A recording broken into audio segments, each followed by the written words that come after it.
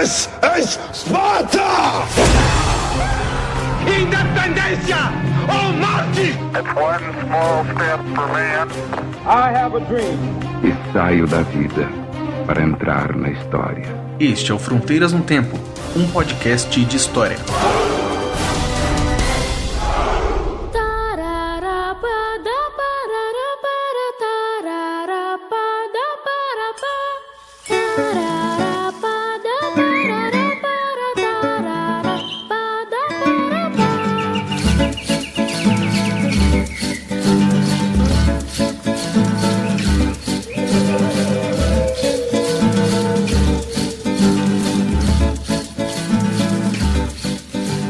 Olá, aqui quem fala é o CA. Oi, aqui quem fala é o Marcelo Beralva.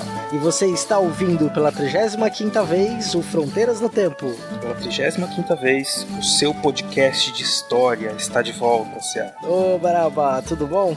Não. mas beleza, vamos seguindo aí, falar de história, né, cara, que é a nossa paixão. É verdade, nada bem, nós vamos seguir, né, Beralva? Vamos que vambora, vamos aí. Vambora. E hoje nós vamos falar sobre o que, CA? Hoje nós vamos falar sobre os indígenas na história do Brasil. Isso, esses personagens que são tão importantes e ao mesmo tempo tão esquecidos até pela história mesmo, pelos brasileiros em geral. Então nós vamos hoje discutir um pouco do papel que ele tem na história e de como os historiadores têm pensado, os historiadores antropólogos têm pensado os indígenas e um pouquinho também sobre a questão indígena do Brasil no geral, né? Vamos falar bastante sobre isso daí. Exato, né? Nós vamos falar de povos que até hoje tem gente que costuma chamá-los de primitivos, né? Que achavam que era uma sociedade extremamente primitiva e que toda vez que vai se referir à questão dos indígenas se refere dessa forma. Isso aí é um pecado ao que a gente pode dizer em relação aos povos que viviam na América antes do contato com os europeus. Exatamente. Então vamos lá, vamos falar deles aí. Bora lá, mas antes vamos rapidamente para os nossos recadinhos. É verdade, vamos lá.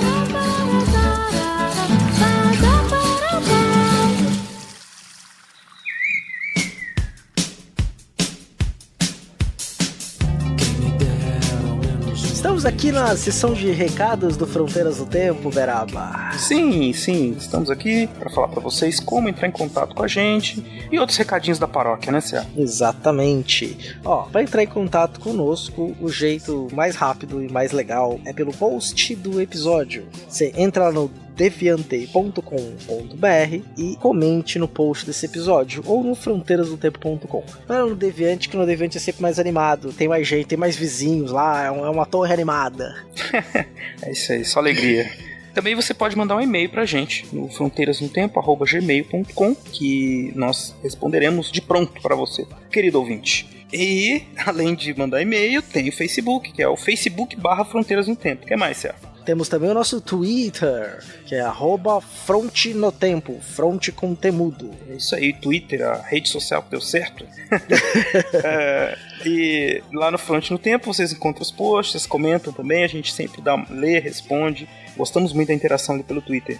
E vocês podem seguir o nosso Twitter pessoal, que é o meu, é o Marcelo Silva 79, e o do CA, que é o César Genor, esse nome aí de galã de novela mexicana. Do vilão da novela mexicana. Porra, vilão. César Genor. Não, o vilão, tem um irmão gêmeo, o vilão César Genor e o Genor César, pronto. É verdade. Temos a história. Os dois disputam o amor da linda Paula Bracho, pronto. Não. Paula Bracho não, por favor, não, cara. Ela, tudo menos Paula Bracho, cara. Nossos vastos conhecimentos de novela mexicana, pegando mal, mas beleza. Exato. Ainda não é crime saber de novela mexicana. Então vamos seguindo aqui. Você também pode entrar em contato conosco pelo nosso WhatsApp. Grande WhatsApp. Pelo 13 99204 0533. 13 992040533. Mensagem de áudio, mensagem de texto, a gente gosta. É isso. O que mais, Cé? Temos todos esses daí? Faltou algum? faltou o nosso padrinho. Opa, é verdade. Se você quiser ajudar este projeto, a que ele vá mais pra frente, quem sabe um dia se torne semanal, você entre lá no padrim.com.br/Fronteiras no Tempo, e se você puder, nos ajude aí a partir de 1, 5, 10, 15, 20, 25 ou 50 reais, o que for melhor para você, dentro das suas possibilidades. Isso, nosso projeto é de divulgação da história, divulgação científica, como todo Portal Deviante. Então, se puder ajudar a gente, nosso podcast está só crescendo, nós estamos só criando, temos muitas ideias, temos que criar mais programas, divulgar mais ainda a história. Então, a sua ajuda será muito bem-vinda, agradeceremos muito, como já agradecemos aos nossos padrinhos atuais, né, Céu? Isso, então vamos lá dar nome aos padrinhos e madrinhas. Alexandre Estrapação Guedes Viana, Alexandre de Souza Júnior, Anderson Garcia, Andréa Silva, Andressa Marcelino Cardoso, Arthur Henrique de Andrade Cornejo, Bárbara Marques, Caio César Damasceno da Silva, Caio Sérgio Damasceno da Silva, Carlos Alberto Júnior, Danilo Alves Cassonato, Eane Marculino, Eduardo Lopes, Ettore Ritter, Fábio Henrique Medeiros, Felipe Augusto Rosa, Yara Grise, Jonatas Pinto Lima, José Carlos dos Santos, Lucas Aquel, Manuel Macias, Marcos Sorrilha, Maiara Araújo dos Reis, Paulo Henrique Denúnzio, Raquel Magro, Rafael Alves de Oliveira, Rafael Higino Serafim, Rafael Machado Saldanha, Rafael Almeida, Raul Borges, Renata Sanches, Rodrigo Vieira Pimentel, Rômulo Chagas, Senhor Pinto, Tiago Gonçalves, Vitor Silva de Paula, Wagner de Andrade Alves, Willis Caquete, William Spengler, Yuri Morales e ao nosso padrinho anônimo. Muito bem, como eu disse, muito obrigado aos padrinhos. Me sinto muito honrado de ter tanta gente assim contribuindo para o nosso trabalho, nosso humilde trabalho, né, Céu? Muito obrigado. Exatamente, muito obrigado mesmo. Já nos alongamos. Bora pro episódio, que é por isso que esse povo nos paga. Brincadeira, continua pagamento, é uma contribuição. Bora lá. Vamos lá.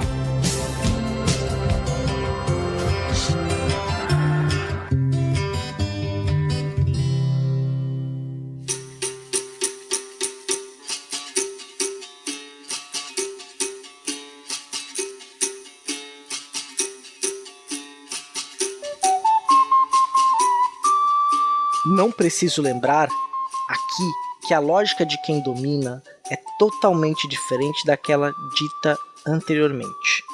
O humano ocidental cresceu para dominar a natureza como algo fora dele. Dessa forma, ele ignorou a escrita da natureza na tentativa de tornar-se dono dela. Desvalorizou as outras formas de leitura e de escrita do mundo e impôs seus próprios olhares e métodos científicos, fazendo-nos crer que sua escrita era mais perfeita que aquela infinitamente mais antiga.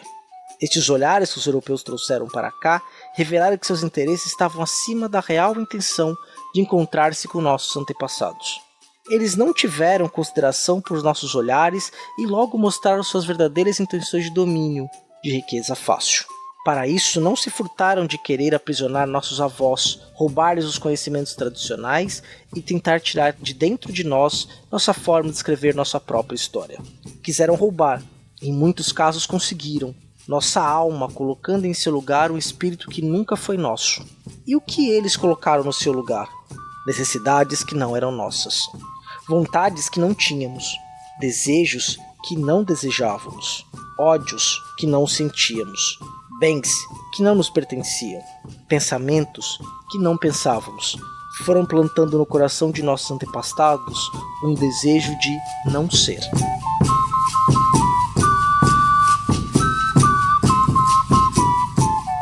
Daniel Munduruku, da etnia Munduruku. A escrita e a autoria Fortalecendo a Identidade. Retirado do site Povos Indígenas do Brasil, da seção de Escritas Indígenas. Link no post.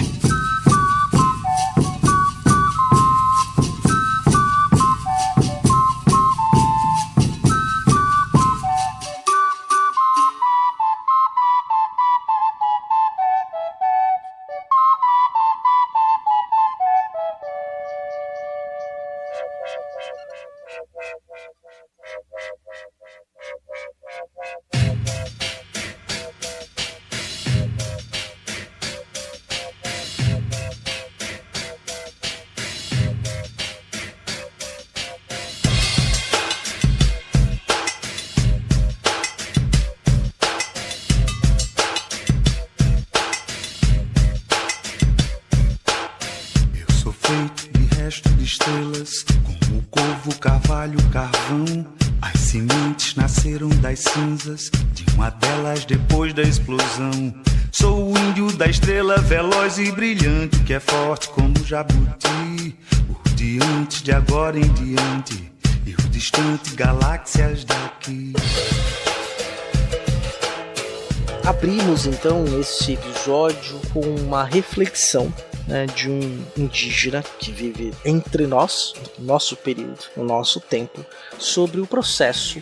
O texto é maravilhoso, recomendo que vocês leiam o texto inteiro, sobre esse processo de contato e muitas transformações que ocorreu a partir do momento no qual os portugueses e os outros europeus colocaram os pés nos territórios americanos. Exatamente. Então, é uma história que muita gente conhece, pouca gente consegue dimensionar a gravidade do que aconteceu. Depois desses primeiros contatos, os portugueses com os nativos, os espanhóis também com os nativos, houve uma grande mortandade, né? Dá para se dizer que praticamente um genocídio de centenas de milhares de comunidades indígenas no mundo que depois ficou conhecido como América, né? Quer dizer, mas só constatar isso não é suficiente. O que a gente vai fazer aqui é pensar um pouco como é que isso aconteceu, como é que os índios reagiram, o que isso pode nos ensinar da nossa história. É importante que essa história não fique como uma alegoria, da violência, e que fica separado de nós. Não, ela faz parte da história do Brasil, da história da violência do Brasil, da maneira como nós tratamos as pessoas que aqui viviam e como nós tratamos até hoje, infelizmente, né? Vamos tentar pensar um pouco sobre essa história, e é da nossa história, né, em geral. Exatamente, Beraba. E os índios, eles, na história do Brasil, os próprios historiadores, por um tempo, foram responsáveis por, digamos, um certo apagamento dos índios, né? Por mais que a gente denunciasse, colocasse essa questão, mas pouco entendíamos das estratégias, ou pouco valorizamos as estratégias dos indígenas nessa relação. Eu tenho trabalhado isso em sala, tenho questionado muitos alunos, que é a seguinte situação: os portugueses encontraram os indígenas encontraram os portugueses. Então houve ali, naquele momento, uma descoberta mútua, uma troca, uma relação que se estabeleceu, que é evidente que os índios saíram perdendo no fim das contas. Mas eles reagiram, e eles tiveram muitas ações de resistência durante esses séculos. Exato, Beraba. E tem uma questão que é bem interessante já pra gente pensar, né? Da nossa própria relação enquanto viventes do século XXI, século XX, XXI, com essa cultura, né? Quando a gente para pra pensar, vamos pensar nessa história que é contada nos bancos escolares, né, de como que na história do Brasil, ou a história do que viria a ser o Brasil, nós damos o lugar do indígena. Se vocês olharem bem com o livro didático, o indígena ele aparece em um momento muito específico, que é o momento que a gente abriu o podcast falando do encontro com os portugueses. Depois, se você procurar na história do Brasil, com exceção talvez da Confederação dos Tamoios, a questão dos Emboabas, na região ali de Ouro Preto, os indígenas desaparecem. Eles não estão mais nessa história do Brasil, eles não estão mais na história do Brasil que a gente ensina para as pessoas. É verdade. Eles só aparecem quando eles viram um obstáculo para alguma coisa, né? Ah, eles resistiram, fizeram isso, aí aparecem os índios. No mais, eles ficam com aquela figura folclórica, alegórica, né? Ah, e o índio que influenciou a gente a tomar banho, tem as influências culturais, blá blá blá. Né? E ele fica realmente numa posição bastante passiva, né, Céu? Sim. Quando não apagado. Exatamente, Beraba. Esse índio, então, ele some, né? E quando entra, por exemplo, no nosso universo escolar também, ele aparece como um cartoon do Maurício de Souza, vamos colocar assim. Que o dia do índio, quando nós estamos lá na pré-escola, na educação infantil, a gente vai lá, pinta o desenho do índio. Beraba tem filho que tá nessa fase, com certeza seu filho já fez isso. Pinta lá o desenho do índio, põe a peninha na cara, pinta ali o rosto, normalmente com as cores verde e amarelo, né? As tintas verde e amarela no rosto. Quer dizer, isso é o índio, é celebrar o dia do índio, né? Uhum. Não é celebrar a diversidade cultural e a riqueza que representa, até quando a gente fala de índio, né, no singular, de certa forma, não olhar para esse universo que é plural, extremamente diversificado, né? Então, quando os povos indígenas são relembrados na nossa educação infantil, é só como uma simples festinha, né? Um momento de diversão.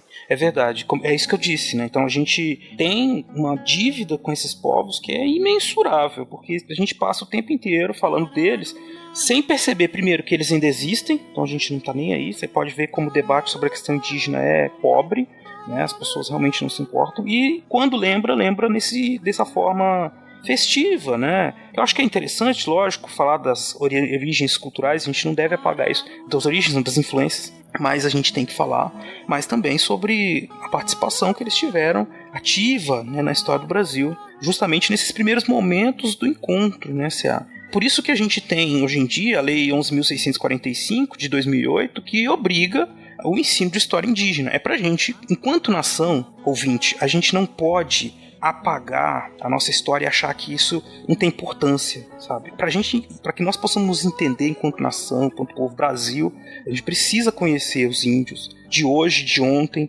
e nos havermos com esse passado, né? Sem isso a gente fica sem raízes, sem entender nossas raízes. Quem somos nós? Nós somos os índios, nós somos os negros, nós somos os portugueses, mas não uma coisa assim bonita, alegórica, carnaval, samba. Tem muita coisa que nós temos que entender aí de conflito, de resistência, de formação cultural, aculturação, sociogênese, enfim, tá tudo aí nesse meio, a gente tem que entender, né? Na própria língua que a gente fala nesse país, tem muita influência de nomes, de significados das coisas, da nossa alimentação.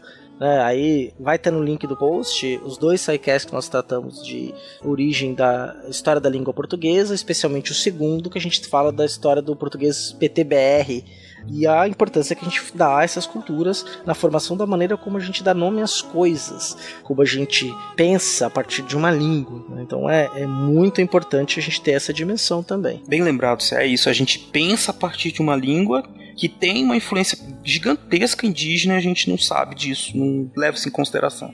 Então é esse caminho, né? Mas eu queria falar com você um pouco, voltar a essa questão do encontro, né? Que eu acho que foi um momento muito importante, interessante também, porque naquele momento, quando os portugueses chegaram, eles encontraram os índios, né? E você disse um negócio que me fez pensar no seguinte: a gente pensa os índios como isso, como uma coisa única, né? E na verdade os portugueses encontraram diversas culturas, né? Que mesmo que fossem parecidas, que eles chamavam então os índios tupi do litoral, né?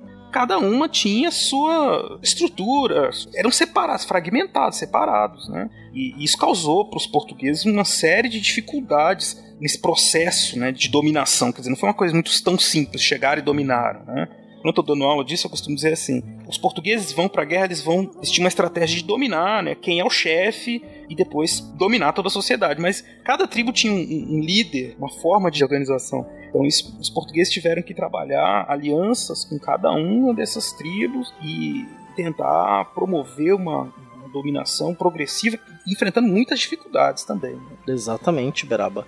E aí, o que acontece? Você tem uma população que é predominante no território, que conhece muito bem o território, que tem toda a sua cultura ligada, né, a sua cultura no sentido bem amplo do termo, né? Não só a cultura como um produto da sociedade, mas a cultura que dá forma à sociedade, né? O que envolve a língua, a religião, os graus de parentesco, as formas de subjetividade daquele povo. E aí, esses primeiros contatos, eles vão ter, em determinadas regiões, vão ter alianças, né, da qual ali os portugueses conseguem apoio daquela cultura local para se instalar, e em outros momentos, conflitos. Na verdade, a maior parte dos momentos, conflitos em relação dos portugueses com os indígenas. É verdade. Esse conflito, a gente fala de guerra. E guerra, para os indígenas, ouvinte, é muito importante. A guerra, ela tem uma função ritual.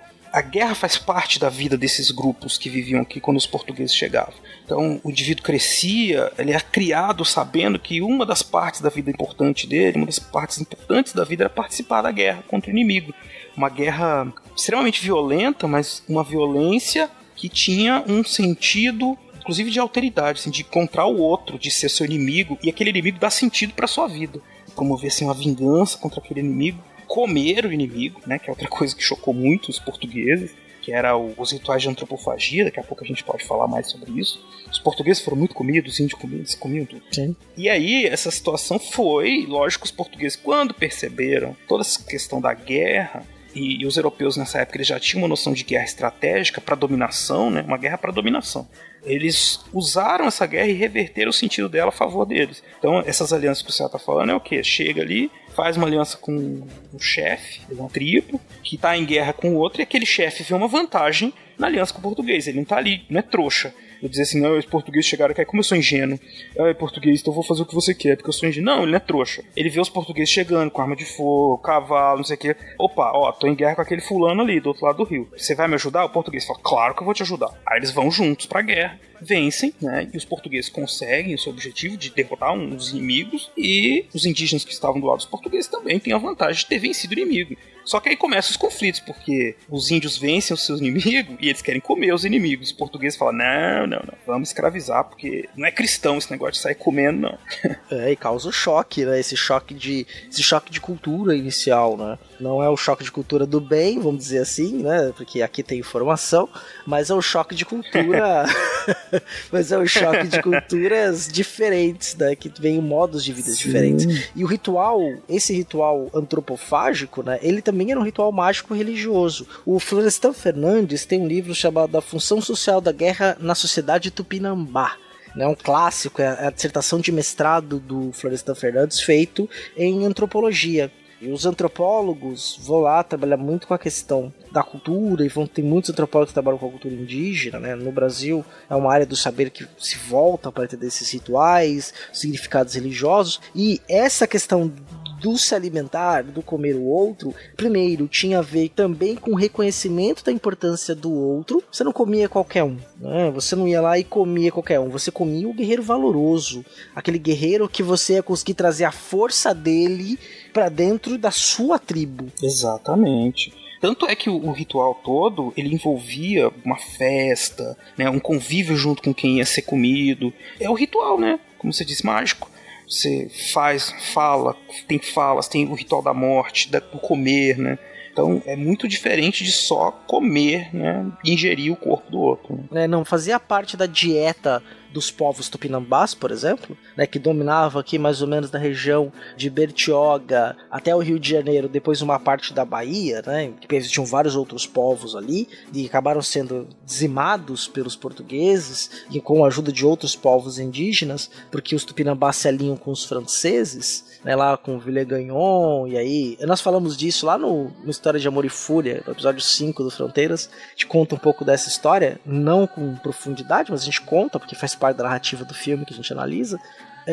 Então, como eu estava dizendo, não é um ritual assim de simplesmente iguaria culinária. Você tem, por exemplo, o relato do Hans Staden. Aí tem um filme também que é muito bacana, muito interessante. Filme falado em diversos idiomas, né? Não é um filme falado em português. Então ele é bem interessante. Tem falas em português, mas predominantemente são dentro das línguas indígenas. Então é um trabalho extremamente refinado. Cheguei a passar para meus alunos de ensino médio uns trechos dele, bem interessante, para explicar justamente essa ritualística, né? E o Hans Staden foi um alemão, né, um germânico, que foi capturado aqui nessa região onde eu vivo, inclusive da Baixada Santista, e levado lá pelos tupinambás e conviveu durante alguns meses. E ele acabou não sendo comido, porque ele conseguiu encontrar algumas estratégias, entendendo a cultura e convivendo com eles, ele não foi comido e ele consegue ir embora depois. Ele até arruma uma mulher indígena enquanto ele estava na tribo, né, e tudo isso. Pois é, acho que a gente pode deixar o link aí para os ouvintes, porque é interessante observar. Então você tem muitas fontes que mostram como os portugueses europeus, de maneira geral, ficaram ao mesmo tempo que maravilhados, chocados, né, com aquele mundo tão diferente que eles encontraram, né? E essa região que você mora, né, C.A., ela é, digamos, o laboratório de tudo isso, né? Porque aí teve início a criação da figura do bandeirante, né? Que é aquele que vai partindo, os paulistas, né, partindo para o interior, para a captura dos índios, que acabam se tornando grandes personagens, no sentido de grandes, de muito conhecido no Império Português, desse processo de contato e de trato com os indígenas, né, que era um trato evidentemente muito violento. E só para finalizar a questão do... Finalizar não, mas para falar uma coisa aqui da questão da antropofagia, né, de comer o outro, eu falei essa coisa do ritual todo, né. Tava lembrando aqui que dentro desse ritual tem a questão de que eles, por exemplo, casavam um sujeito com uma pessoa da tribo, um casamento assim de um dia só, né?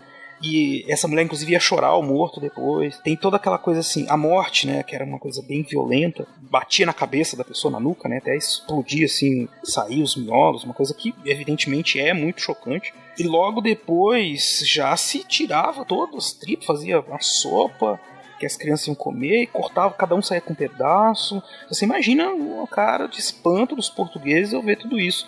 Lembrando que os portugueses desse momento, eles são muito cristãos, né? Tem interesses econômicos de vir para a América, de colonizar esse território, que eles não chamam América ainda, né? Mas eles têm uma missão evangelizadora na cabeça deles que é muito forte. Eles acreditam que isso não é uma coisa de Deus, né? Que então tem que lutar contra isso de alguma forma. E aí os jesuítas que chegam também um pouco depois vão ajudar nesse processo de aculturação. Mas tô falando de muitos assuntos aqui, ouvinte, mas a gente vai destrinchando aos poucos, calma. Só queria lembrar que é um choque, assim, a gente tem que realmente pensar que o choque de cultura, né, que acontece ali é pesado.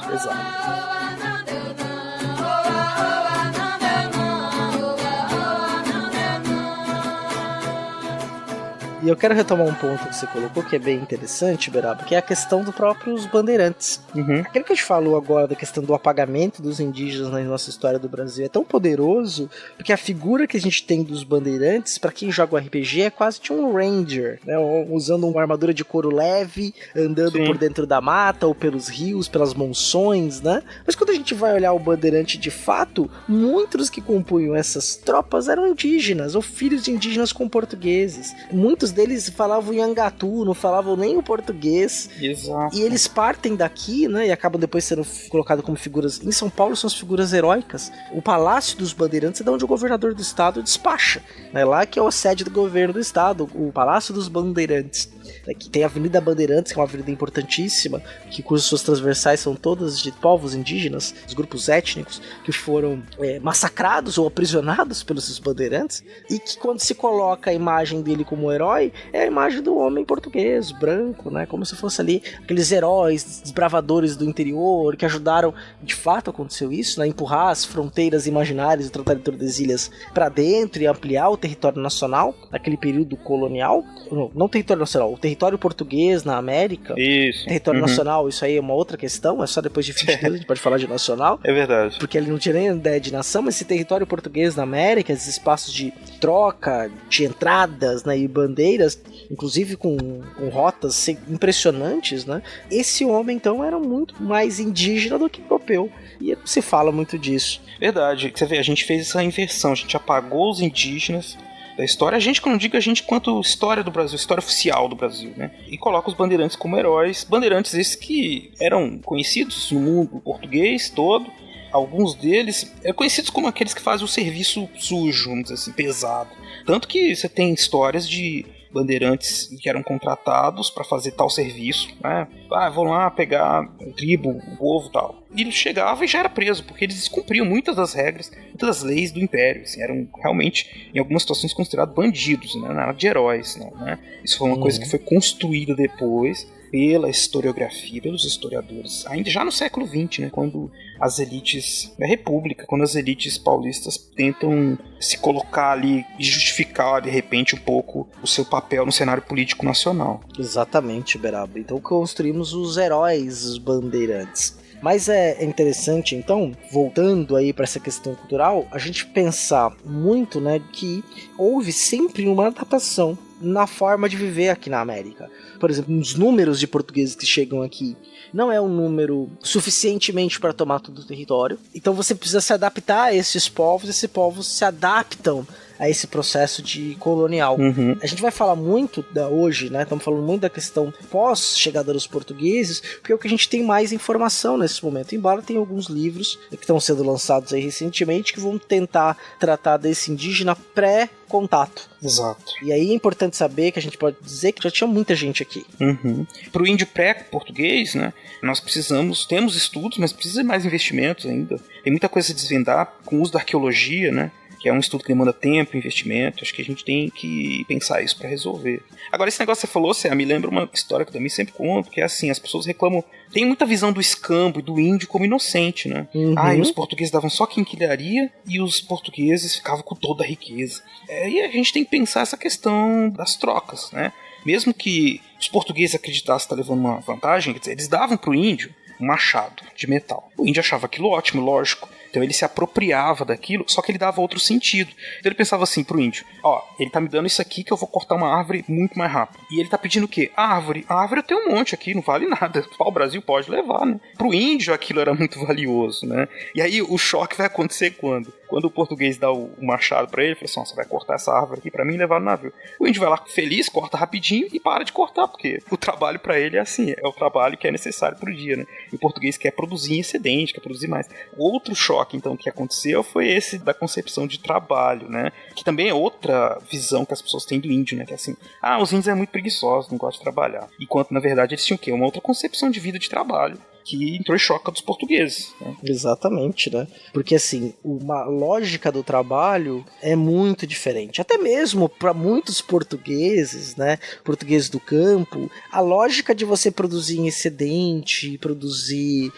então você precisava produzir 10 sacos. Então por que eu vou produzir 15 para vender e guardar o sobra do dinheiro? Eu precisava produzir 10, vou produzir 10, vou vender os 10 e vou ver com esses 10.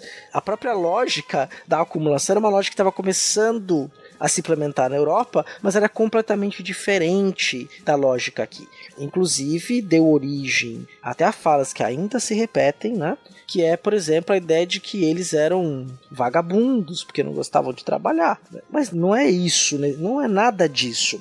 A lógica, a noção de trabalho para os povos indígenas, sobretudo para o homem indígena, não tinha nada a ver com a lógica europeia. Esse homem ele era um caçador, ele era um guerreiro. Então, normalmente, ele saía em grupos ou sozinho para fazer sua caça. E você tem vários povos, né? Você tem, por exemplo, um povo Guarani que vive na região ali do Mato Grosso atualmente, em Mato Grosso e do Paraguai. Esse povo, por exemplo, os homens têm o seu arco, e quando eles caçam para a família vizinha. Então imagina assim, Beraba e eu somos desse povo Guarani.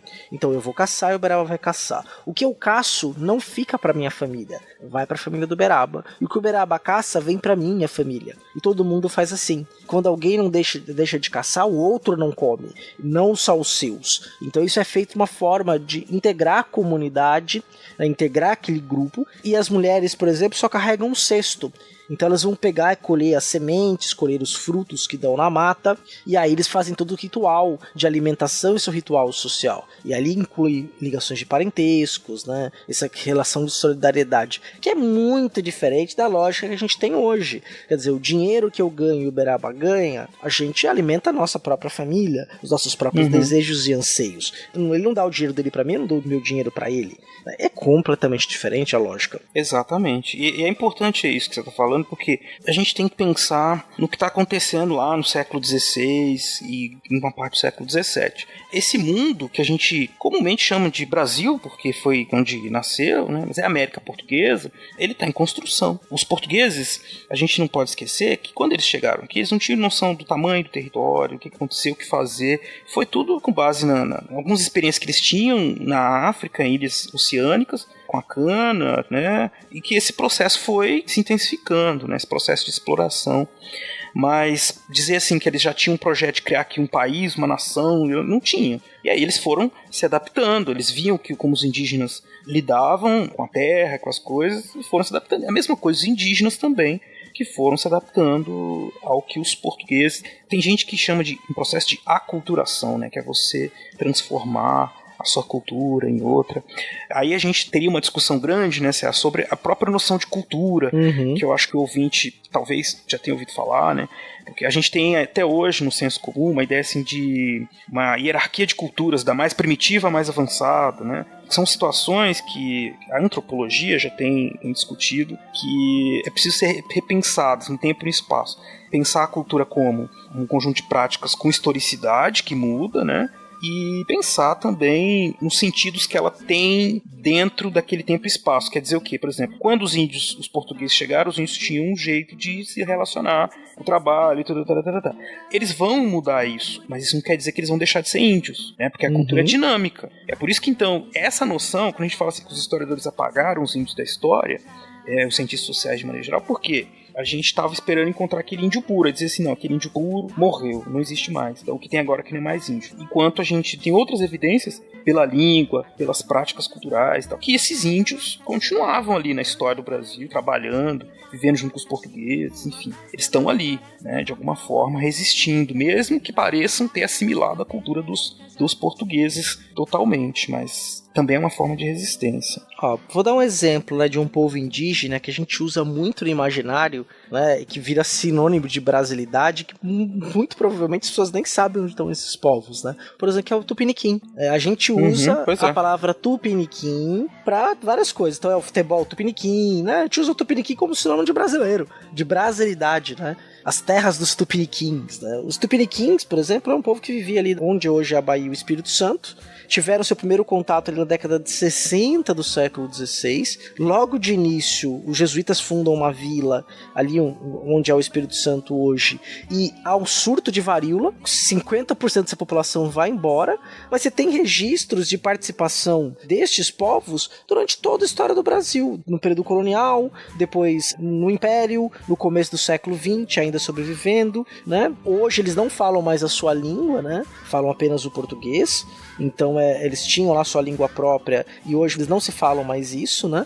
Mas, por exemplo, os tupiniquins que são colocados aí como símbolo, o nome é colocado como símbolo nacional, mas quase ninguém sabe onde está esse povo, seus ritos, sua cultura, mas estão aí, né? Sempre tiveram aí. E embora isso que o Beraba falou é bem interessante o índio puro, né? Então você vê, por exemplo, um índio de iPhone, ele deixa de ser índio, ou um índio de calça jeans, ele não é mais índio porque ele está usando elementos da tecnologia e da nossa cultura, ele deixou de ser indígena. A pergunta que eu estou fazendo para você, ouvinte, para você pensar, a gente não vai nem te responder agora. Quer dizer, o índio então integrado à cultura, à modernidade, ele deixa de ser índio, Beraba? Pois é, cara, isso é importantíssimo, essa noção então assim, do sentido, né, da cultura, do conceito de cultura, para pensar o papel que esses índios tiveram e têm ainda hoje na história do Brasil. Isso é importante conhecer e pensar a história, pensar o presente, pensar que papel de cidadãos que nós vamos dar para essas pessoas, né? Daqui a pouco a gente fala mais sobre isso. No Brasil, fala tupi, até mesmo sem saber, um garoto índio é guri. Gente que mora aqui no Brasil, fala tupi, até mesmo sem saber, um garoto índio é guri.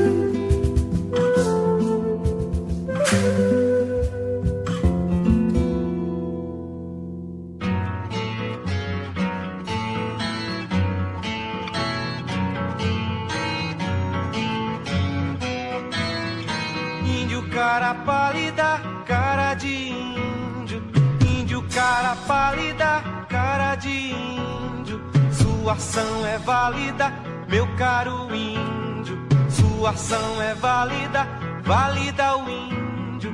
Nessa terra tudo dá, terra de índio.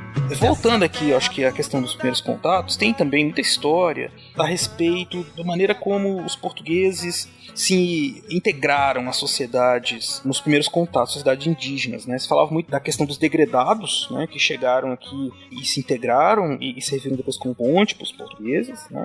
E os portugueses, a partir de 1530, mais ou menos, também começaram a se fixar mais no território da América Portuguesa e praticar o casamento, né, com alguém da tribo, que era para justamente se inserir e conseguir algum controle dessa tribo. Eles tinham problemas políticos, porque o líder do grupo, da tribo, né, o grupo étnico, ele não necessariamente era um líder de autoridade no sentido de mandar fazer as coisas. Ele era um líder carismático ou um líder guerreiro, depende da época, né? Sim. E aí o que os portugueses queriam? Vamos falar com o chefe aqui, o líder, o principal. Manda todo mundo trabalhar. Isso não existia, assim, sabe? O líder mandar o índio, né? Não fazia muito sentido pros indígenas isso. Ele não era um rei, né? Não era um nobre. Até se dizia, os portugueses reclamavam que os índios não tinham na língua deles nem F, nem L, nem R, né? Nem fé, nem rei, nem lei. Nem fé, nem rei, nem lei. Isso foi um problema sério pra eles. Pros portugueses, no caso, né? Pros indígenas não, enfim. Os indígenas tinham outros problemas. Sim, né? Os indígenas, por exemplo, um choque cultural muito importante, todo mundo sabe, né? Que é, por exemplo, os primeiros relatos que os portugueses dizem, falando sobre os indígenas, que eles não cobriam suas vergonhas, né? Que eles andavam todos nus, né? No clima tropical, mata bem fechada. Embora houvesse predação da mata feita pelos indígenas, né? Alguns grupos, os povos étnicos, eles exploravam ao máximo aqueles recursos naturais e depois se locomoviam para outro lugar. Então havia ali também uma predação, mas não do nível que a gente tem hoje, não o suficiente para acabar com a Mata Atlântica, como por exemplo ela acaba no século XIX no Brasil. Em São Paulo, por exemplo, ela vai ser destruída a ferro e fogo, aí para citar o livro do Warren Dean, né? O título do livro, que é bem a devastação da Mata Atlântica, um livro excepcional, né, do Warren Dean para ser lido, vai ter referência no post. Você havia esses grupos que se locomoviam, alguns grupos que eram mais sedentários, mas a relação deles com a questão da vestimenta, da roupa, da ideia de pecado, da sexualidade, era muito diferente daquela que os portugueses estavam trazendo da Europa. Embora, como a gente viu lá no episódio da Inquisição, a ideia da sexualidade não era tão reprimida como a gente acha que era, né? Mas comparada à lógica e ao significado do sexo naquelas sociedades, eram lógicas completamente diferentes de um para outro. É lógico, ó, só para falar nessa questão do sexo, para os indígenas não era tabu, né, a homossexualidade. Não era tabu a mulher escolher os seus parceiros, né? Os jesuítas ficaram chocados, porque eles diziam que era uma sociedade sem ordem, era uma mulher para muitos homens, né? E os homens também com muitas mulheres, que isso era um símbolo de status em alguns grupos étnicos, né? E os portugueses, vejam, aí é o processo de aculturação mútua, né? Os portugueses também foram entrando nesse processo, isso também causava um grande espanto, né? Assim como eles iam gerando gerações e gerações de mestiços, né, nesse processo de inserção, porque, como bem disse o C.A., os portugueses eram minoria, e esses mestiços, eles foram responsáveis, em grande medida, por tocar esse processo colonizador que veio nos séculos depois, né. Exatamente. E outra coisa, né, você não tem mulheres portuguesas inicialmente aqui. A mulher indígena, ela passa a ser a mulher que vai fazer o intermédio entre essas culturas, a cultura própria, a cultura indígena e a cultura portuguesa, né, o que a gente pode chamar de cultura portuguesa naquele momento, na criação dos filhos, na educação, na culinária, na forma de comer, né? Tanto é, por exemplo, que a cultura da mandioca, que aí a gente tem essa cultura da mandioca, inclusive que é uma raiz que nós comemos aqui, tipicamente da América, rapidamente ela se espalha, ainda no século XVI, ela vai chegar na África, por exemplo, para a região de Angola e outras regiões, para as ilhas no Atlântico, né, de uma troca cultural, né? Então os espanhóis vão fazer isso com a batata, com o milho, a pipoca que a gente adora é uma questão indígena dos Andes principalmente, né? As batatas, as variações e variações de batatas que existem, aí o Manuel Macias vai gostar muito de saber, né? É o fã das batatas. As batatas. Vamos falar de batatas. Né? Batata com camarão, batata com alface, batata frita, batata assada, batata sauté. Mas ó, veja, a gente tem que defender a mandioca, a mandioca é nossa. A mandioca do Brasil, salve a mandioca. Salve a mandioca. Tem até um artigo muito interessante, né, do Jaime Rodrigues, né, chama De Farinha, Bendito Seja Deus. Estamos por agora muito bem. Uma história da mandioca em perspectiva atlântica. Que ele aborda essas questões. Está num dossiê chamado O Protagonismo Indígena na História. Eu até inclusive mencionei, logo quando ele foi lançado num spin de notícias, vou colocar o link dele aqui também. O dossiê inteiro da Revista Brasileira de História é sobre diversos momentos dos indígenas na história do Brasil. Por exemplo, durante o Império, em conflitos regionais, que a gente, das guerras civis a gente chama de revoltas, né, regenciais, você tem participação de indígenas. Em outros momentos internos, né, e elementos próprios da cultura indígena, um olhar para a cultura indígena, não apenas pelo filtro europeu, mas o olhar para a cultura indígena pela própria cultura indígena. Então, recomendadíssimo aí a leitura desses textos. Maravilha, maravilha.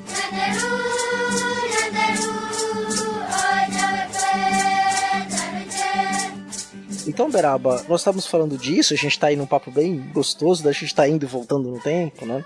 E é legal, assim, para o nosso ouvinte também ter uma noção, muitos desses povos, como eu estava mencionando anteriormente, eram povos nômades. Ou seminômades, semi-sedentário, você escolhe. Mas eles ficavam um tempo, acabou os recursos, eles iam para outro lugar. Ou às vezes por guerra também, né? Matava muita gente, eles iam pra outro lugar, tinha aquela coisa toda. Uhum. Sim, eles iam se locomovendo, estavam numa região e tinham povos ali que viviam com línguas parecidas, mas não necessariamente iguais, mas havia ali algumas possibilidades de comunicação, e não só guerra, mas também de trocas entre esses povos diferentes, casamentos, alianças, né? Os Tupinambás, por exemplo, era um povo muito grande e que você tinha vários núcleos que negociavam entre si, entravam em guerra até entre si, por sinal. Mas que falavam uma língua comum, partilhavam de alguns elementos da mesma cultura. Mas um ponto interessante, por que eu trouxe essa questão do seminomadismo aqui? Porque lá, quando vem os jesuítas, começam a chegar em larga escala, fruto também da contra-reforma da igreja, né? Então ouça o nosso episódio sobre reformas, sobre Inquisição e também para entender esse processo. Quando os jesuítas vêm para a América no movimento da contra-reforma, eles vão acabar fazendo com que esses povos fiquem circunscritos a uma região, ao aldeamento. Exatamente. Dentro desse aldeamento, o que nós temos? O aldeamento é um espaço de transformação, né, da cultura, de cristianização, uma aculturação. Então eles vão ser vestidos, eles vão aprender a rezar, a trabalhar. Essa ação dos jesuítas no primeiro momento, ela foi muito importante para o projeto português, né, de colonização, justamente porque, vejam, o processo de expansão ultramarina, ele é um processo que tem motivação econômica, comercial, por assim dizer, das rotas, e tem a motivação religiosa, como eu disse para vocês. Os jesuítas vinham cumprir isso, né, junto com os outros cristãos portugueses que vinham colonizadores, né?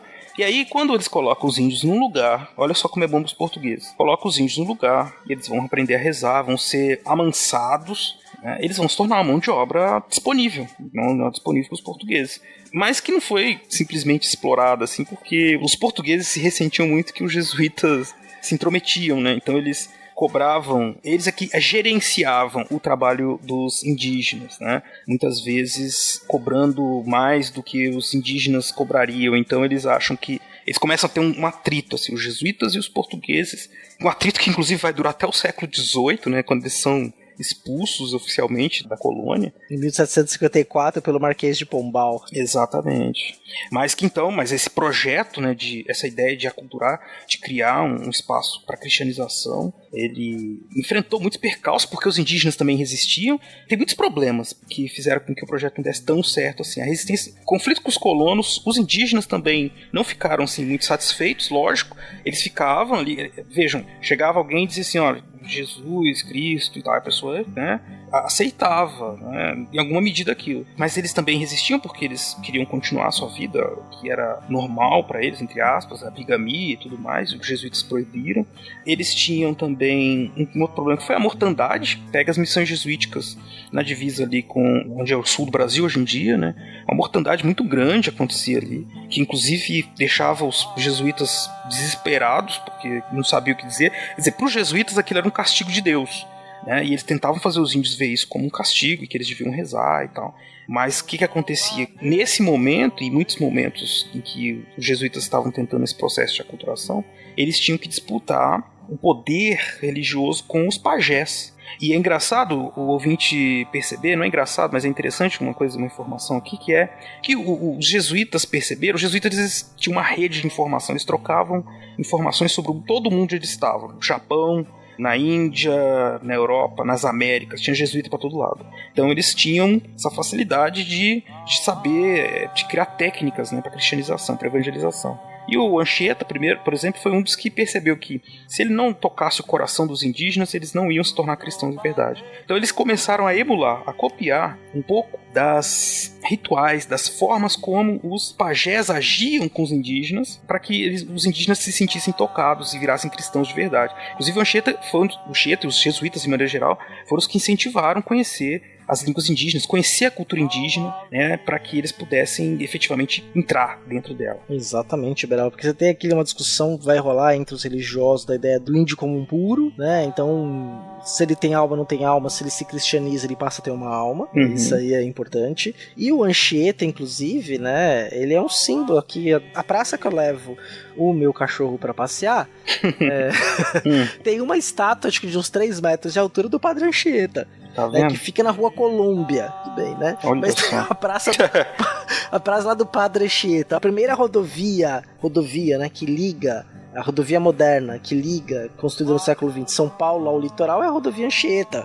né? Você tem a rota do Exato. Anchieta. Aqui na minha região, o Anchieta é colocado como uma figura dessas figuras, vamos dizer, heróicas, ou como uma figura histórica, como um símbolo, né? Não necessariamente o Anchieta real, mas esse símbolo do Padre José de Anchieta, como esse colonizador, né? E esse que vai contribuir para a cristianização dos indígenas. E mais do que isso, né? Você falou do conflito dos colonos, né? Você tinha alguns aldeamentos ou missões jesuítas que eles fechavam ali, faziam o seu espaço, e muitas vezes os colonos, especialmente os bandeirantes, não respeitavam. Eles chegavam, arrebentavam esse lugar e escravizavam, capturavam com a preação, capturavam aqueles indígenas que tinham sido catequizados e levavam embora como escravo, né? Então nunca foi uma coisa fácil, uma relação fácil entre jesuítas e indígenas e quem aqui vivia. Exato, isso que você falou é interessante, porque lembra desse conflito, porque o que aconteceu? Esses indígenas, eles eram aldeados, esses não podiam ser escravizados, porque eles tinham se tornado cristãos.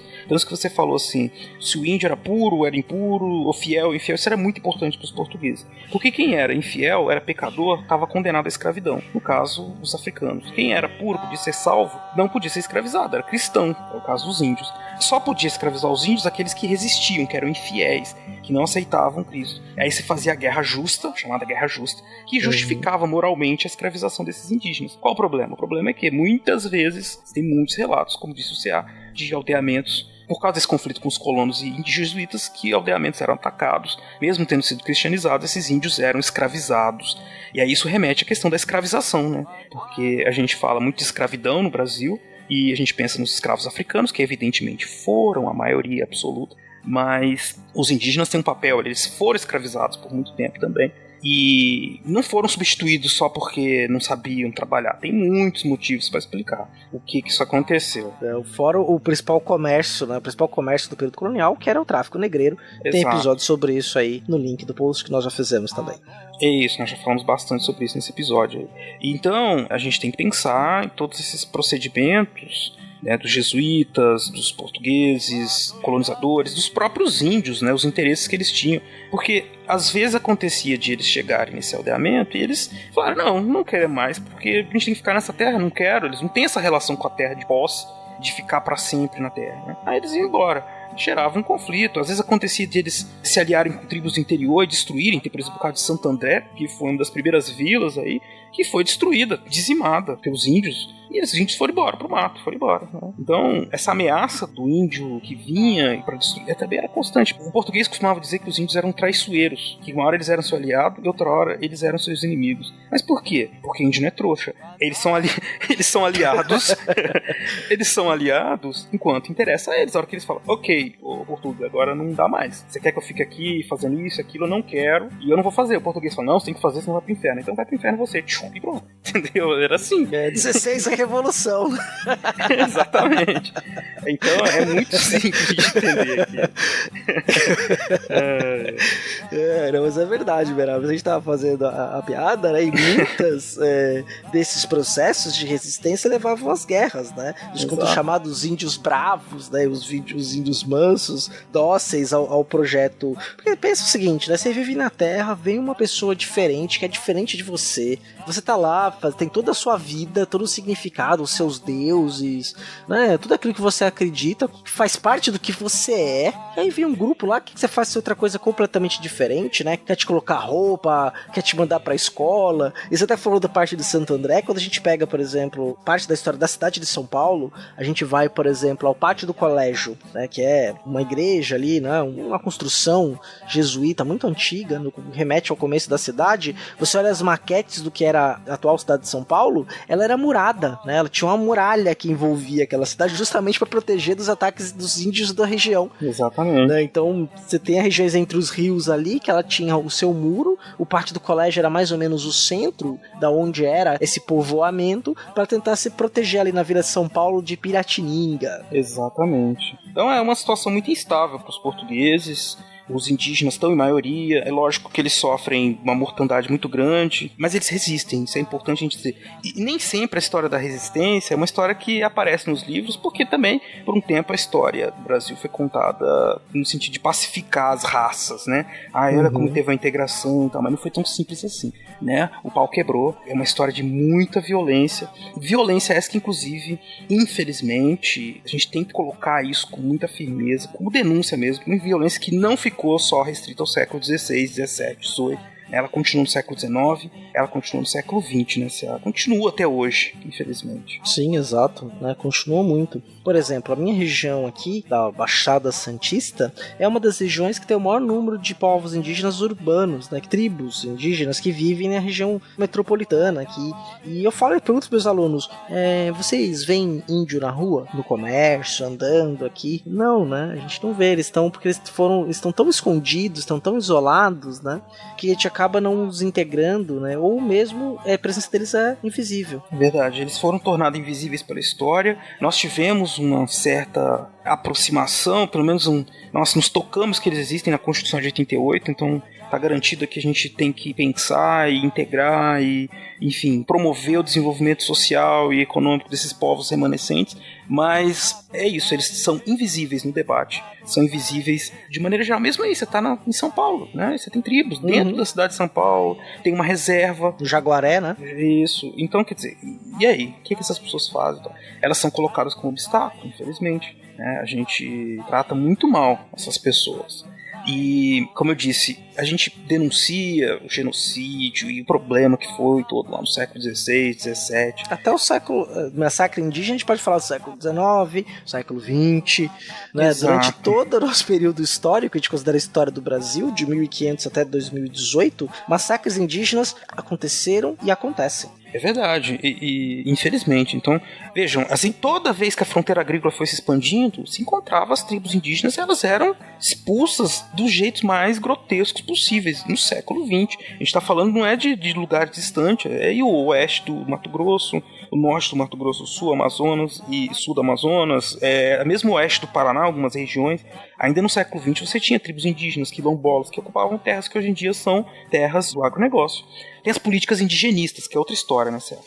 Na colônia, no Império, na República, você tem as políticas indigenistas, que é o que fazer com os índios. E no século XX a gente tem o Serviço de Proteção do Índio, né, que de proteção ao índio não tinha nada. E é importante a gente fazer a divulgação aqui no documento, certo, nosso ouvinte, que é o relatório Figueiredo. Exatamente. Nós tínhamos mencionado esse relatório Figueiredo, inclusive, no terceiro episódio da trilogia sobre a ditadura civil-militar. A gente menciona esse relatório Figueiredo, a gente vai retomar ele aqui agora, porque é importante que seja retomado. Exato. Então, você vai ouvir lá, você já ouviu nosso episódio. Então, é importante lembrar, porque nele estão narrados todos esses processos de genocídio indígena, torturas, suplícios dos mais absurdos, né? Venda de crianças para servir, sabe, a escravo sexual, coisas assim, mutilações, estupros, assassinatos, de todos os jeitos, né?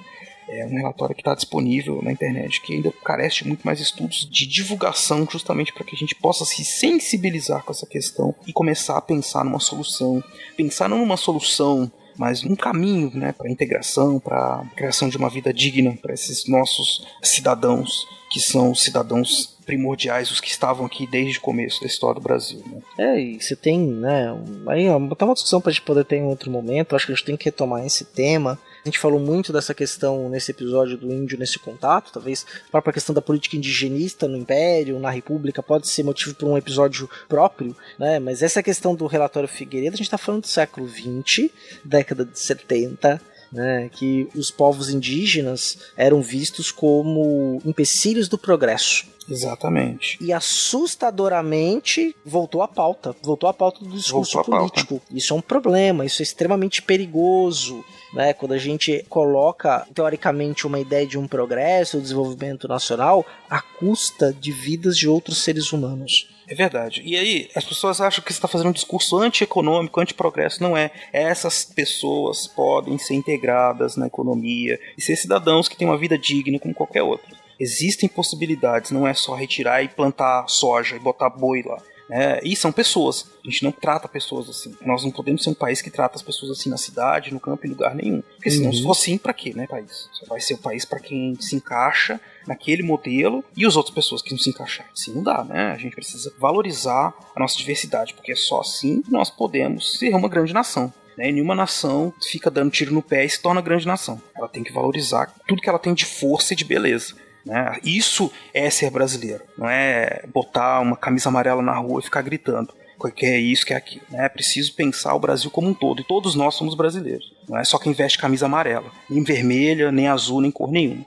Sim, eu acho que todo mundo é brasileiro na sua diversidade. E a diferença que é importante. Sim, exatamente. Esse é o grande ponto, Beraba. E quando a gente vai pensar, então, nesses povos indígenas que estão invisíveis, né, estão escondidos, né? Você tem, por exemplo, um povo Buruborá, que vive em Rondônia, por exemplo, tem 243 membros pelo censo de 2014.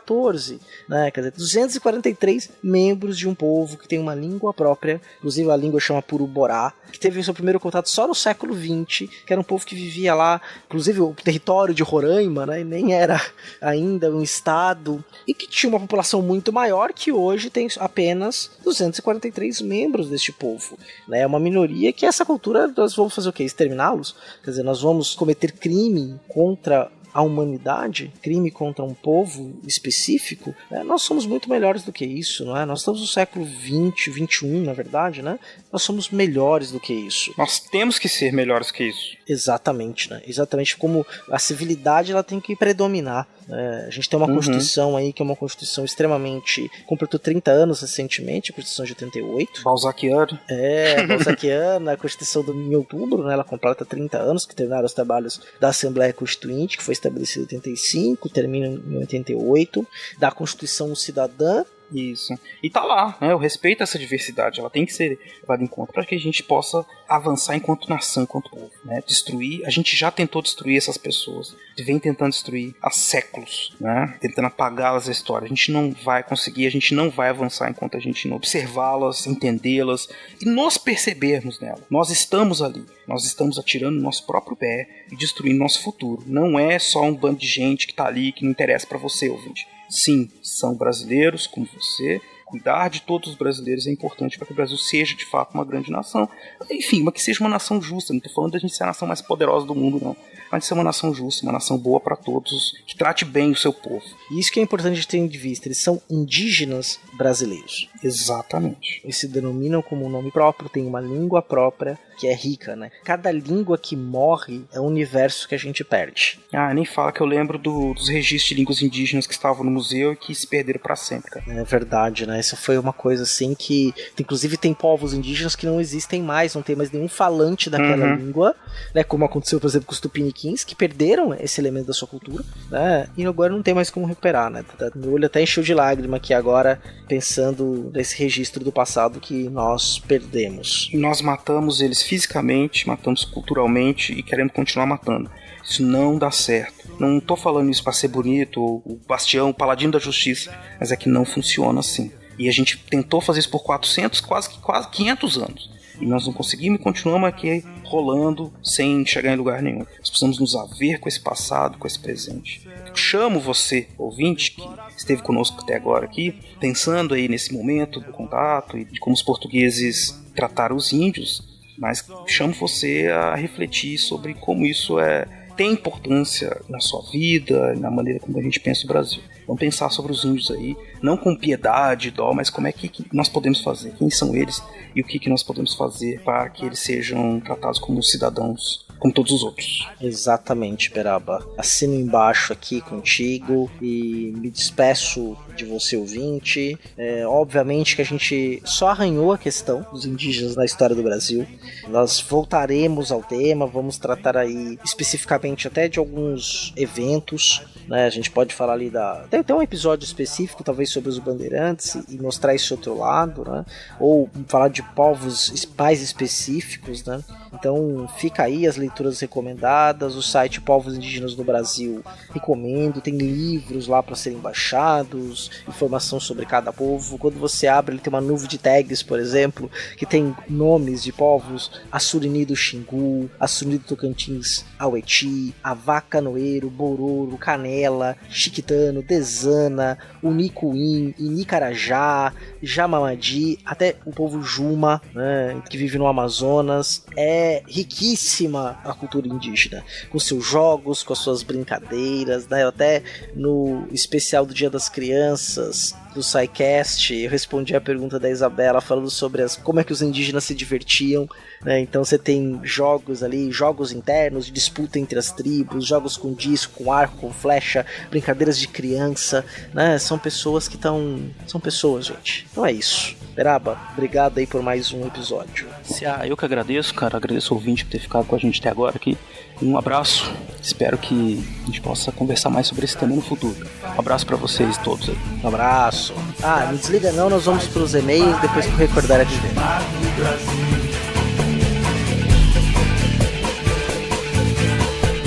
Sob o mesmo céu, cada cidade é uma aldeia, uma pessoa, um sonho, uma nação.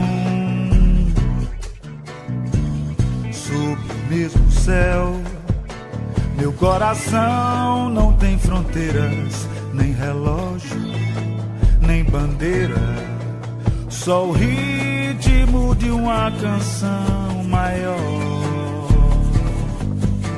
A gente vem do tambor índio, a gente vem de Portugal, vem do batuque negro, a gente vem do interior da capital, a gente vem do fundo da floresta, da selva urbana dos arranha-céus, a gente vem do Pampa, do Cerrado, vem da megalópole, vem do Pantanal, a gente vem de trem, vem de galope, de navio, de avião, motocicleta, a gente vem a nado, a gente vem do samba, do forró, a gente veio do futuro conhecer nosso passado. Brasil, com quantos Brasis se faz um Brasil, com quantos Brasis se faz um país chamado Brasil.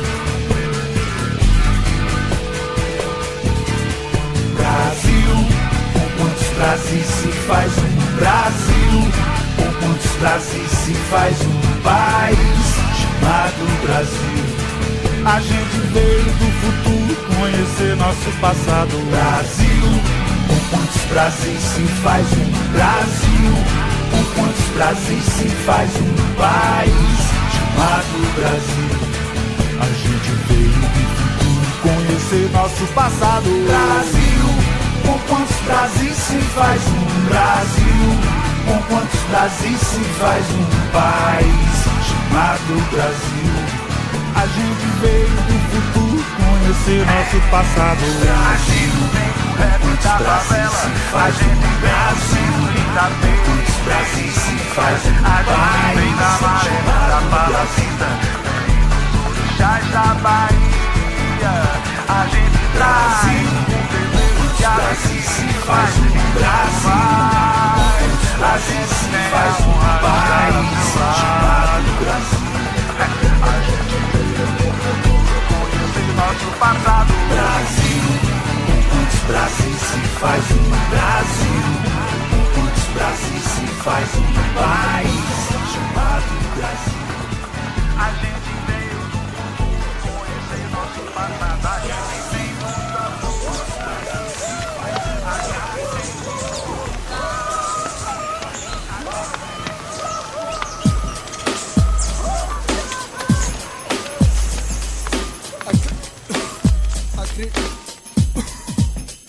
a criminalidade toma conta da Chegamos à sessão de leitura de e-mails, recados, twitters e coisas afins da internet, coisas afins. Das internet da vida. Das internet. Eu ia fazer uma alegoria com a questão indígena, né? Mas e cachimbo da paz. Opa, e aí sim, estamos precisando, hein? Estamos precisando, cara. Acho que nunca precisamos tanto de um ritual de harmonia, não é? De sim. mais tolerância do que nós estamos vivendo nesse momento. Exato, muito cachimbo e muita paz. Exato. E hoje que nós estamos gravando essa leitura de e-mails no dia do podcast no Brasil. Maravilha, cara. Felicidades a todos nós que podemos falar aí de vários assuntos pro mundo inteiro. Que ainda podemos falar de vários assuntos pro mundo inteiro. Vamos lá, cara. Não, podemos. Vamos seguir na luta. Seguir na luta, claro. Vamos lá. O que nós temos de e-mail hoje aí, senhor C.A.? Olha, nós recebemos um e-mail bem interessante do Osmar Félix. E aí eu vou tomar a liberdade de ler o e-mail aqui, Beraba. Manda ver. Há mais de um ano que conheci o site do podcast Deviante. E vocês sempre me acompanham. Quer seja eu na Suécia, Alemanha, França ou mesmo nas praias ensolaradas do Rio de Janeiro. Deviante é vida. Cada relato é uma viagem ao passado, comentado sob a ótica de profissionais tão sérios e competentes. Os podcasts são um brinde ao saber. Apreciei muito o último trabalho sobre a República Velha, período que me é tão caro, e foi muito bem exposto. Aproveitando o ensejo, vocês bem que poderiam fazer um podcast sobre a Belle Époque. Todas as invenções da época, o homem acreditando que só aquele progresso lhe levaria ao sucesso, os delírios imperialistas. Não posso evitar de também comentar sobre o antigo, mas sempre atual trabalho sobre raça e racismo no Brasil. É indecente, indigno, e alcança os patamares da ausência de caráter de pessoas que ousam afirmar que não temos nenhum resgate ou obrigação histórica para com os nossos afrodescendentes. Que eu saiba, banqueiro não imigra. E não foram os mais afortunados que decidiram entrar na aventura de um navio para aportar no Brasil no fim do século XIX e início do XX.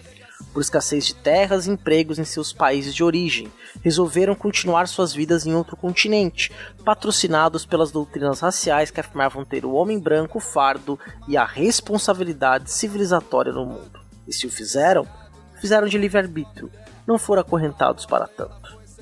Gostaria muito de poder questionar as cotas que eles tiveram no sul do Brasil, na cidade de Nova Friburgo, Santa Bárbara do Oeste em São Paulo, entre outros dos estados do sul e sudeste. Ao branco a terra, ao negro a porta de entrada ao lado e o elevador de serviço. Ao branco a boa escola, universidade e carreira. Ao negro as senzalas das favelas, a cozinha, a construção civil. Ao branco a representação no Congresso, nos parlamentos, no Senado, na presidência. Ao negro, quando muito, a transformação do capital do mato em pequenos policiais.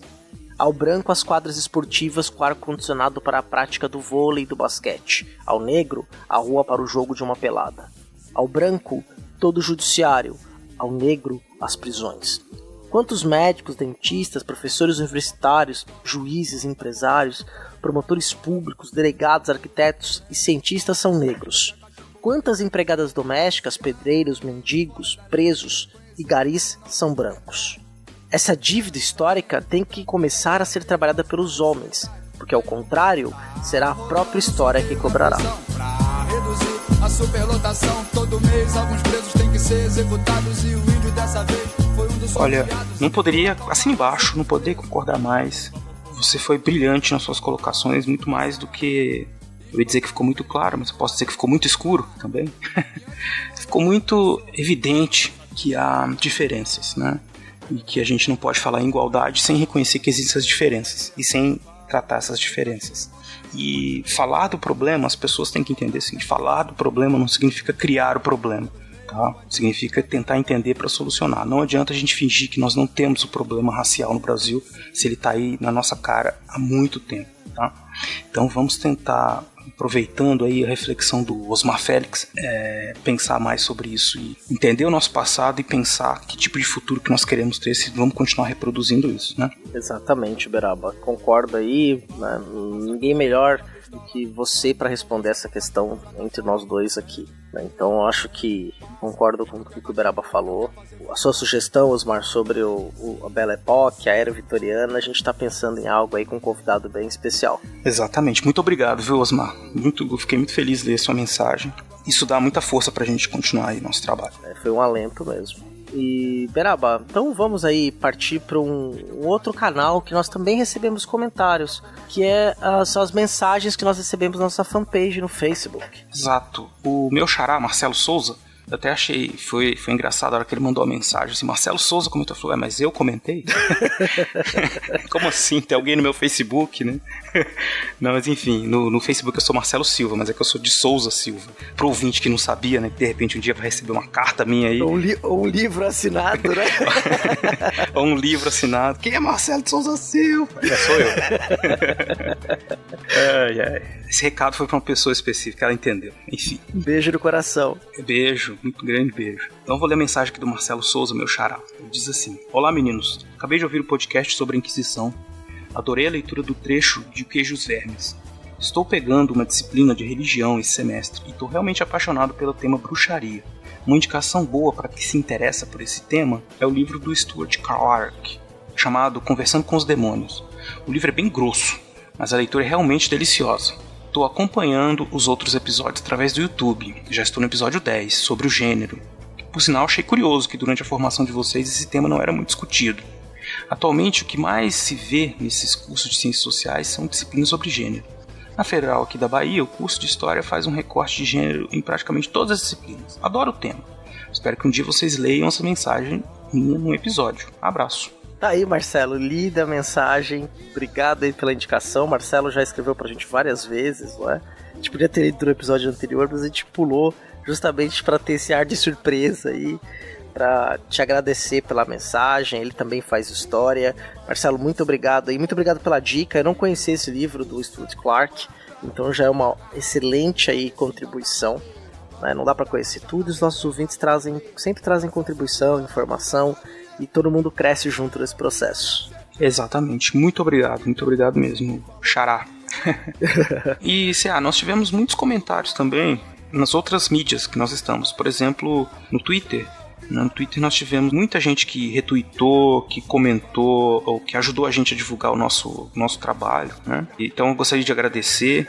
Tem especialmente, assim, eu gostaria de agradecer a Tamires Palma Zimmer, que ela fez um comentário seguinte, que tem uns 3 episódios do Fronteiras no Tempo que eu ouvi e ainda não comentei. E cadê tempo para fazer? Mas queria dizer aos meninos que o da abolição da escravidão, da Revolução Francesa e da Inquisição estão muito bons. Obrigado pelos programas, gente. Nós é que agradecemos, Tamires. Exatamente. A Tamires Palma Zimmer é a host do podcast da Prateleira, na qual ela discute sozinha ou com alguma convidada ou convidado um livro, sem dar spoiler, um filme, uma série, indicações que tenham a ver com literatura e história. Ela me convidou para escutar o episódio sobre o livro A Guerra Não Tem Face de Mulher, né, da premiada escritora ganhadora do Nobel. Vai ter link no post aí desse episódio do podcast para vocês conhecerem. Ela é historiadora também, está fazendo seu mestrado em História. Tamires, muito obrigado pela interação, gosto muito de ouvir o teu programa e quem sabe um período não muito longo nós a receberemos aqui, que tal, hein? Olha, seria uma excelente ideia. Vamos chamar assim. Muito obrigado, Tamires. Nós tivemos também alguns comentários no Instagram, né? Agradeço muito os comentários que foram feitos ali. É uma mídia que a gente não usa tanto, né? Mas que tem se provado cada vez mais interessante aí também, pretendemos usar mais, né? Nós tivemos aqui é difícil citar o nome da pessoa, porque ela tá escrito assim, acho que é Gabi Pessoa. Maria Gabriela Pessoa, pronto, aqui eu cliquei no nome dela. Ela fez um comentário muito gentil sobre o episódio da República Velha. Ela diz assim: gente, esse episódio, assim como os outros, está sensacional. Me organizando para contribuir e ajudar no desenvolvimento desse projeto incrível. Então, muito obrigado, Gabriela. E tivemos outros comentários também nesse espaço. Enfim, agradecemos muito a todos vocês aí pelo apoio. Exatamente, muito obrigado mesmo por esse apoio, por esses feedbacks, pra gente são sempre muito importantes, né? E aí eu vou, pra não deixar em branco, né, Beraba, porque também tem as pessoas que comentam lá no Portal Deviante. Eu vou agradecer aqui ao William Spengler, colocou uma charge sensacional, recomendo que você entre no post e veja, né? É uma charge criticando o voto de Cabresto pelo Partido Democrático, bem interessante. Ao Darley Santos, que sempre comenta, a gente interagiu. Ao Thiago Gonçalves, que agora é nosso padrinho. Então, muito obrigado a vocês aí que também comentaram no Portal Deviante. Todos eles já foram respondidos, né? Então, se quiser interagir com a gente, comentar algo direto, vai lá no Portal Deviante, no Fronteiras no Tempo, também comenta. Nós agradecemos aqui, a gente responde diretamente no site. e para nós é um pagamento sem tamanho, né, ter esse tipo de retorno. Exatamente. Muito obrigado a todos vocês que interagem com a gente e que estão aí apoiando nosso trabalho. Então, Beraba, vamos pro Recordar a Viver, do William Spengler? Vamos lá, então. Então, ouvinte, até daqui 15 dias no próximo Fronteiras no Tempo e Historicidade. Grande abraço, beijo no coração. Um abraço a todos vocês. Até a próxima.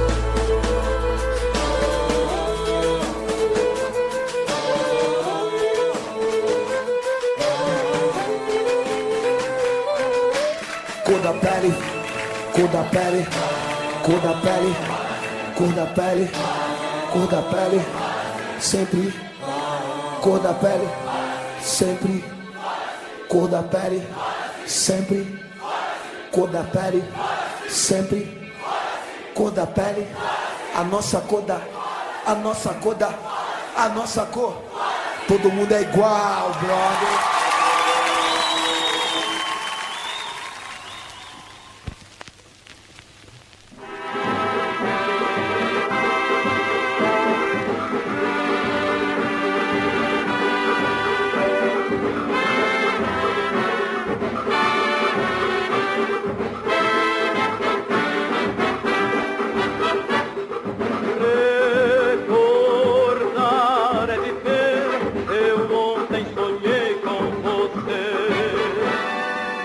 A política falhou, não dá pra acreditar.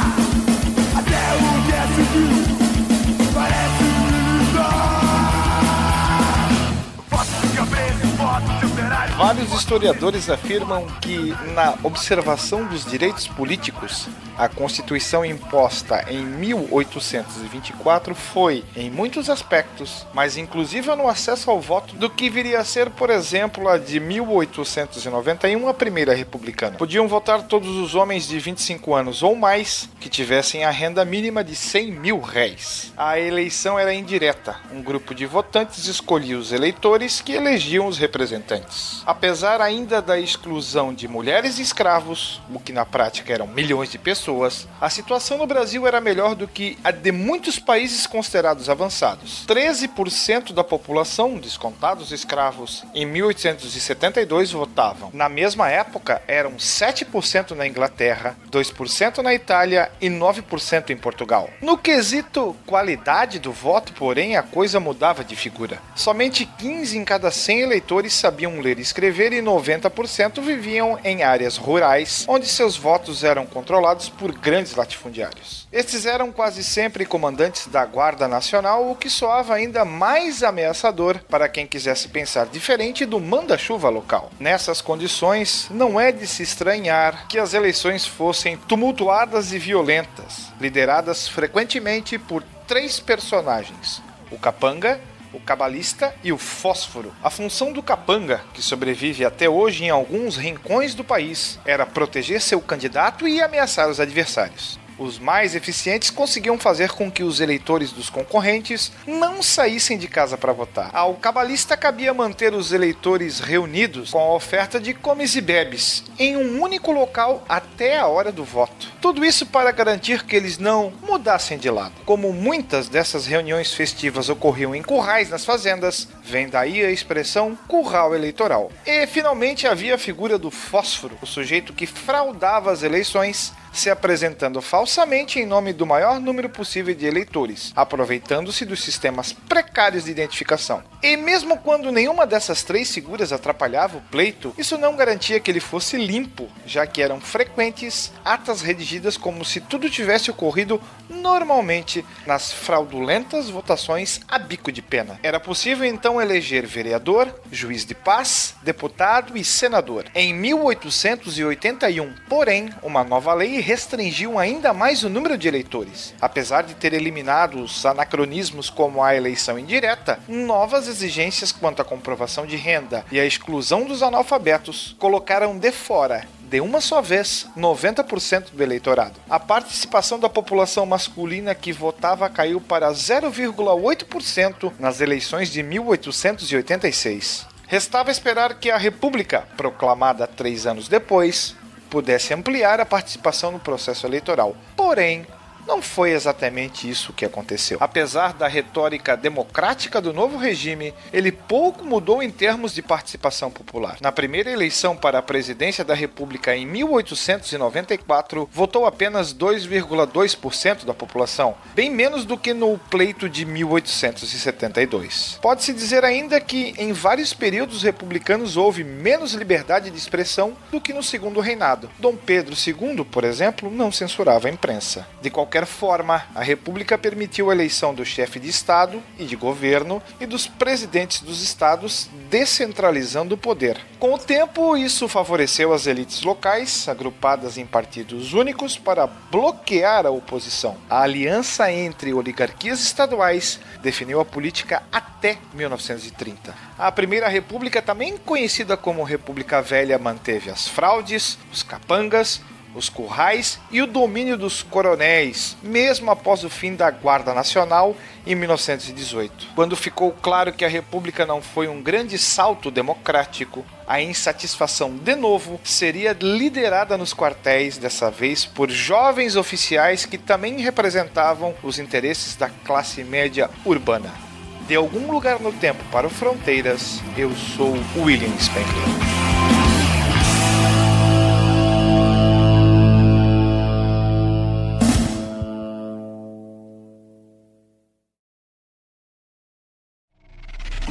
Este programa